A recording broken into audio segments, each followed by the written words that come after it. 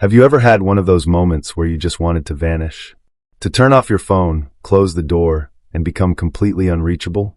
Maybe it was after a heartbreak that left you raw, or maybe the weight of the world, work, relationships, expectations just felt like too much.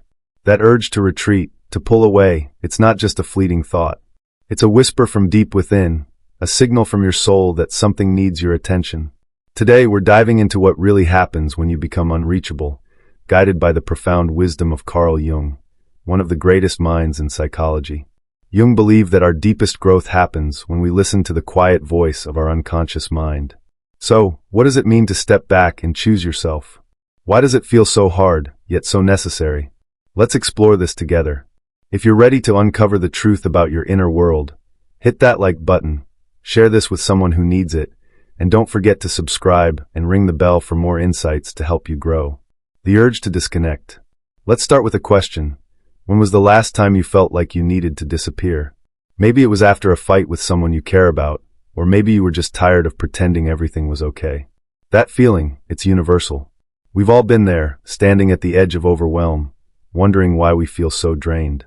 Carl Jung would say this isn't just exhaustion, it's your psyche crying out for space. Jung taught us that our unconscious mind is always working, always trying to guide us, even when we don't realize it. When life gets too loud, too many demands, too many voices, too many expectations, your instinct to become unreachable is like an emergency brake.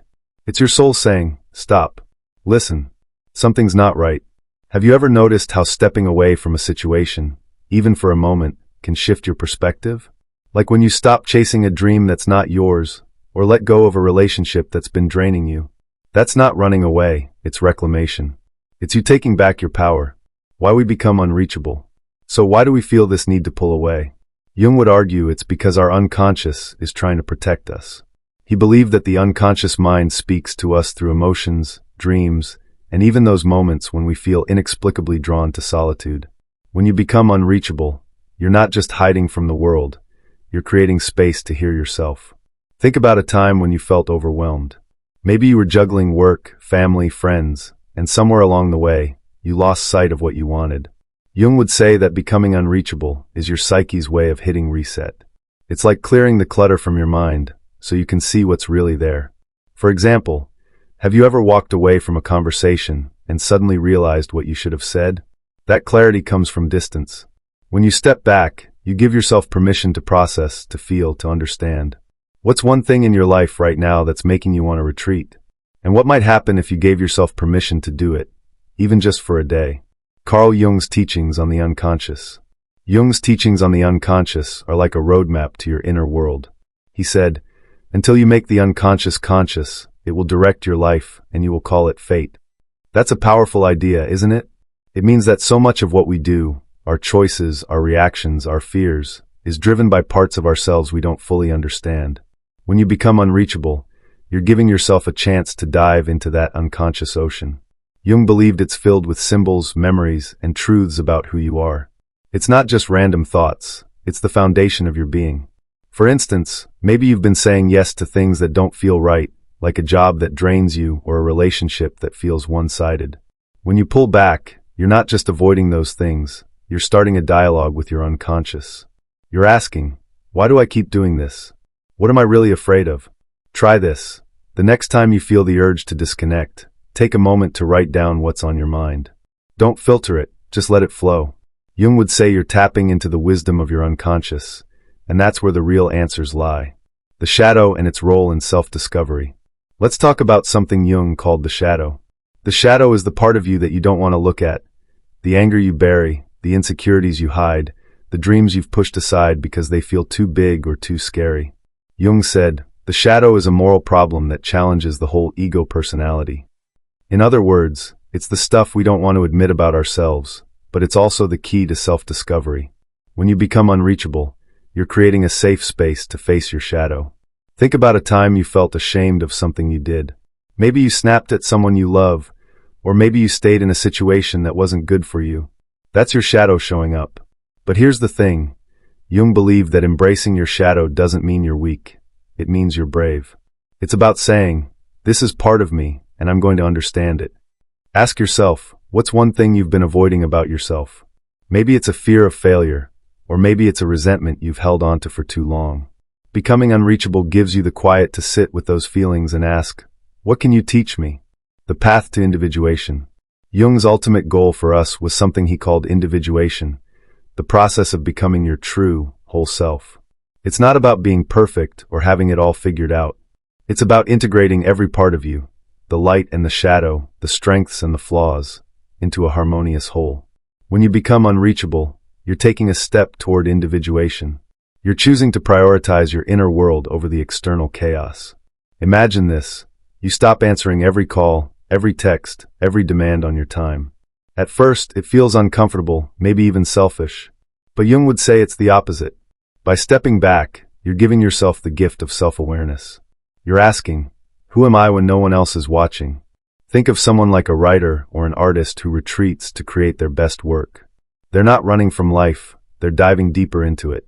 What would it look like for you to choose yourself today? Maybe it's saying no to a commitment that doesn't feel right. Maybe it's taking an hour to sit in silence. Those small acts are the building blocks of individuation, guiding you toward the person you're meant to be. Practical steps to embrace solitude. So, how do you make the most of becoming unreachable? Let's break it down with some practical steps inspired by Jung's teachings. First, carve out intentional space. Set aside time each week. No phone, no distractions, just you. Try journaling or meditating to connect with your unconscious. Ask yourself, what am I feeling right now and why? Second, explore your shadow. Write down one thing you're afraid to admit about yourself. It could be a fear, a regret, or something you've judged yourself for. Then ask, what can this teach me about who I am? Third, pay attention to your dreams. Jung believed dreams are the language of the unconscious. Keep a notebook by your bed and write down what you remember when you wake up. Over time, you'll start to see patterns that reveal what your psyche is trying to tell you. Finally, practice setting boundaries. Saying no is an act of self-respect. The next time someone asks for your time or energy, pause and ask, does this align with my growth? These steps aren't just tasks, they're a way to honor your journey toward wholeness. Real-world examples of transformation. Let's ground this in some real-world examples. Think about someone like Maya, a woman who spent years putting everyone else's needs before her own. She was the friend who always said yes, the employee who never took a day off. But one day, after a painful breakup, she decided to become unreachable. She turned off her phone for a weekend and spent time alone, journaling about what she really wanted. That's when she realized she'd been living for others, not herself. By embracing solitude, Maya started to uncover her own dreams. She enrolled in an art class, something she'd always wanted to do but never made time for. Or consider David, a man who felt trapped in a high-pressure job. When he took a week-long retreat with no Wi-Fi, he began to face his shadow, his fear of failure. That time alone helped him realize he wanted to start his own business, even if it meant taking a risk. These stories show us that becoming unreachable isn't about escaping, it's about rediscovering. What's one thing you could step away from to make space for your own growth? Overcoming the fear of solitude. Let's be honest, becoming unreachable can feel scary. We live in a world that glorifies being connected, being available, being on all the time. So when you choose solitude, it's easy to worry. Will people think I'm selfish?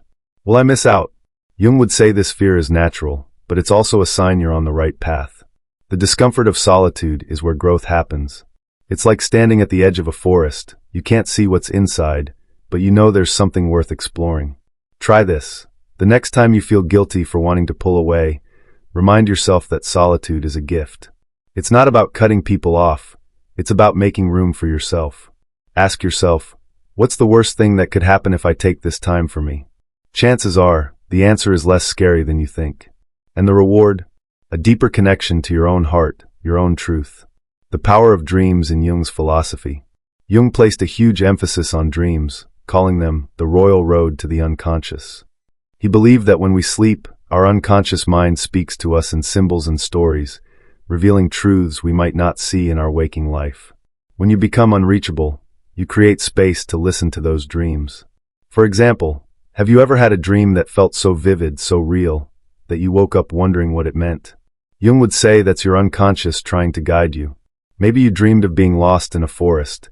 That could be a symbol of feeling disconnected from your purpose. Or maybe you dreamed of flying, a sign of your desire for freedom. Try keeping a dream journal for a week. Write down whatever you remember, even if it's just fragments. Then ask, what might this be telling me about my life right now?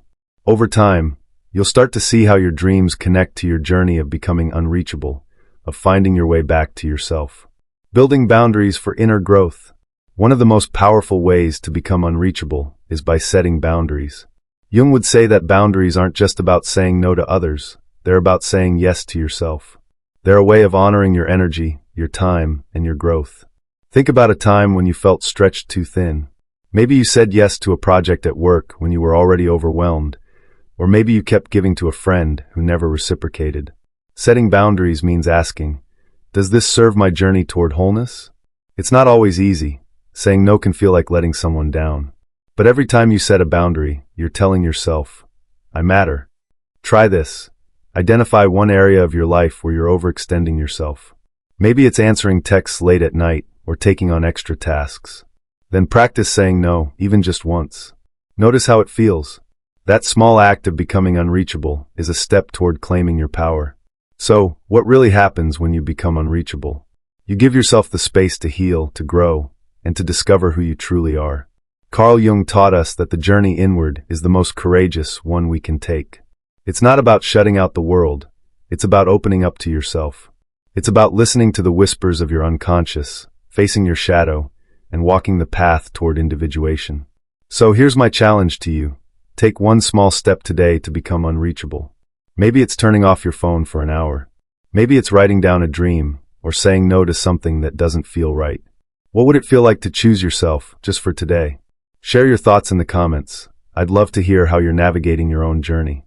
If this resonated with you, give it a like, share it with someone who needs it, and subscribe for more content to help you grow.